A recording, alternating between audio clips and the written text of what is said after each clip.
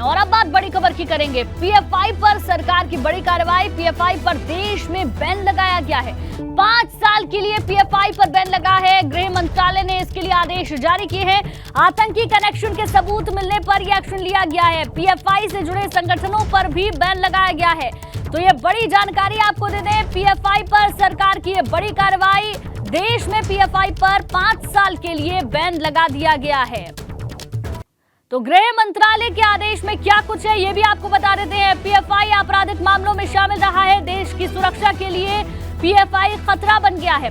PFI के cadre विध्वंसक कामों में लगे हुए हैं। एक प्रोफेसर का हाथ काटने में पीएफआई शामिल है। दूसरे धर्मों के लोगों की हत्या में पीएफआई शामिल है।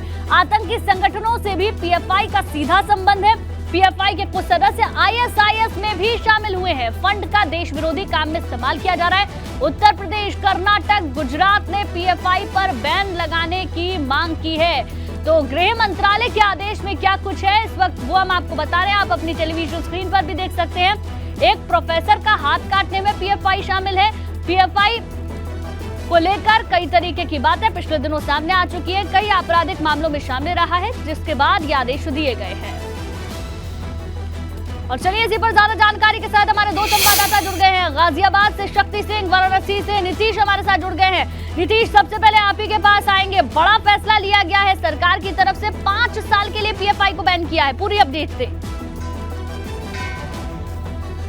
निश्चित तौर पे ये बड़ा फैसला है और ये फैसला जरूरी इसलिए था कि लगातार जिस तरह की इनपुट आ रहे थे और जिस तरह की कार्रवाई भी सामने आ रही थी। अभी कुछ दिनों पहले अगर बात करें तो बनारस में भी पीएफआई पर यहाँ पर कार्रवाई हुई थी। 2 सदस्य, अगर बात करें 2 सदस्य पीएफआई से जुड़े हुए गिरफ्तार भी किए गए थे। उसमें रिजवान और इसके साथ ही मोहम्मद शाहिद, ये 2 सदस्य गिरफ्तार किए गए थे। और इसके बाद पीएफआई संगठन से जुड़े हुए जो अन्य लोग हैं उन्होंने विरोध भी जताया था। उनका ये कहना था कि हमें टारगेट किया जा रहा है। लेकिन जिस तरह से सरकार और प्रशासन लगातार इस पूरे प्रदेश और देश में शांति व्यवस्था को बहाल करने के लिए, इसके साथ ही जो गतिविधियां जो देश के हित में नहीं हो उन पर कहीं ना कहीं लगाम लगाने के लिए इस तरह का जो प्रयास कर रही थी, उसमें पीएफआई की संलिप्तता विरोध के तौर पर सामने आ रही थी। पिछले दिनों अगर बात करें तो यूपी और पूर्वांचल में बड़े पैमाने पर इस तरह की गतिविधियों में संलिप्तता का अंदेशा था और उसके बाद से लगातार ये बातें सामने आ रही थी कि इस तरह के संगठनों पर बैन किया जाना चाहिए,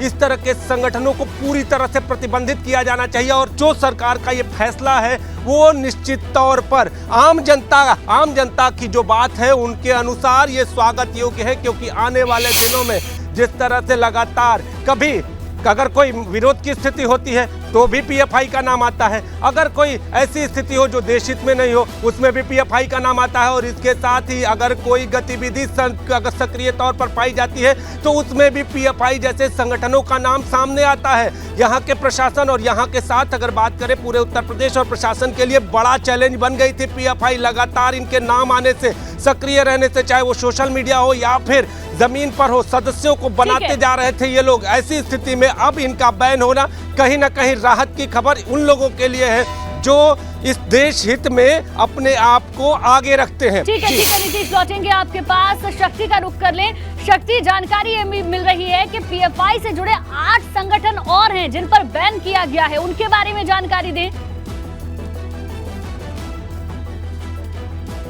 देखिए, बिल्कुल जिस तरीके से पीएफआई ने अपना एक जो दायरा था वह काफी बढ़ा लिया था और कई संगठन ऐसे थे जो कि जहां पीएफआई का रोल था, यानी कि कहीं ना कहीं पीएफआई हर जगह सक्रिय हो गया था। बात करें पश्चिमी उत्तर प्रदेश की या बात करें दिल्ली की, तो यहाँ पर इसने इतने पैर पसार लिए थे कि किसी भी मामले में पीएफआई का जो रोल था वो निकल कर आ रहा था देश में। यानी कि कहीं भी अशांति की बात हो तो वहां पर पीएफआई का रोल, या देश में राष्ट्र के हित में जो बातें नहीं थी उसमें पीएफआई का रोल, तो कहीं ना कहीं जिस तरीके से पीएफआई का रोल सभी अहम भूमिकाओं में निकल कर आ रहा था, काफी लंबे समय से इसके पीछे एक जांच चल रही थी और सभी तरीके से जांच की जा रही थी।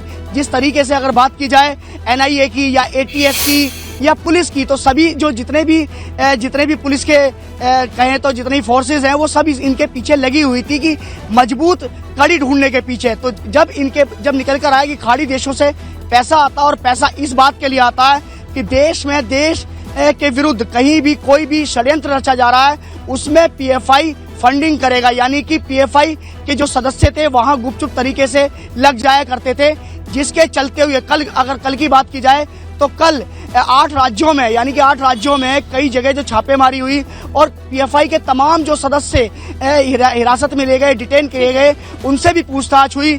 पूछताछ के बाद उसके बाद देर रात जो गृह मंत्रालय ने ये बड़ा फैसला लिया है कि 5 साल के लिए इस संगठन को क्यों ना बैन कर दिया जाए और आने वाले समय में इस संगठन को और भी लंबा समय और भी बैन किया जाता है। तो शुरुआत के दौर में यानी कि 5 साल के लिए अभी तक इसका दायरा रखा गया है। उनमें पीएफआई का नाम लगातार सामने आ रहा था, जिसके बाद ये बड़ा फैसला लिया गया है। 5 साल के लिए पीएफआई को बैन किया गया है। इसके साथ साथ 8 संगठन और हैं जिन पर बैन लगाया गया है। बहुत बहुत शुक्रिया नीतीश, आपका भी हमारे साथ जुड़ने के लिए। चलिए आगे बढ़ते हैं। बड़ी खबर बिजनौर से है, जहां एनआईए की टीम ने बिजनौर में छापेमारी की है। सूत्रों के मुताबिक पीएफआई के 5 सदस्यों की तलाश में एनआईए ने 3 जगह पर दबिश दी है। एनआईए की टीम ने पीएफआई के फंडिंग मामले में एक को हिरासत में लिया है। थाना मंडावली के जटपुरा बोंडा का ये मामला बताया जा रहा है। तो ये बड़ी खबर बिजनौर से आपको दे दें, एनआईए की टीम ने बिजनौर में भी छापेमारी की है और सूत्रों के हवाले से ये जानकारी मिल रही है कि पीएफआई के 5 सदस्यों की तलाश में एनआईए ने 3 जगहों पर दबिश दी थी।